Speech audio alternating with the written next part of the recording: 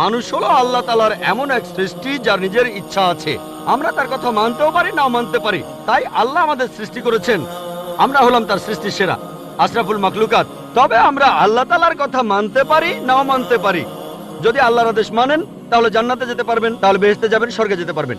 যদি আদেশ না মানেন তাহলে জাহান্নামে যাবেন, দোজখে যাবেন। তাহলে এই জীবনটা পরকালের জন্য পরীক্ষা। পবিত্র কোরআনের সূরা মুলকে 2 নম্বর আয়াতে উল্লেখ করা হয়েছে, আল্লাযী খালাকাল মাউতা ওয়া হায়াতা, আল্লাহ তাআলা সৃষ্টি করেছেন জীবন ও মৃত্যু তোমাদের পরীক্ষা করার জন্য। তাহলে এই জীবনটা হলো পরকালের জন্য পরীক্ষা। তাহলে আল্লাহ মানুষ সৃষ্টি করেছেন। আর আল্লাহ বলেছেন সূরা জারিয়াতের 56 নম্বর আয়াতে উল্লেখ করা হয়েছে, ওয়ামা খালাকতুল জিন্না ওয়াল ইনসা ইল্লা লিয়াবুদুন, আমি সৃষ্টি করেছি জিন ও মানুষকে যেন তারা আমার ইবাদত করে।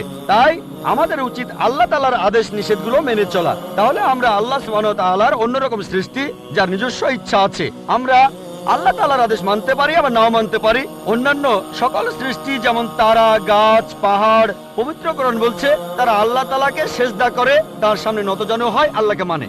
আমাদের স্বাধীন ইচ্ছা আছে, আল্লাহ আমাদের এই স্বাধীন ইচ্ছা দিয়েছেন। এই স্বাধীন ইচ্ছা নিয়ে যদি আল্লাহকে মানেন আপনি তাহলে ফেরেশতাদের উপরে চলে যাবেন।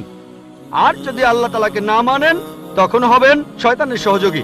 আল্লাহ আমাদের সৃষ্টি করেছেন পরকালের পরীক্ষার জন্য।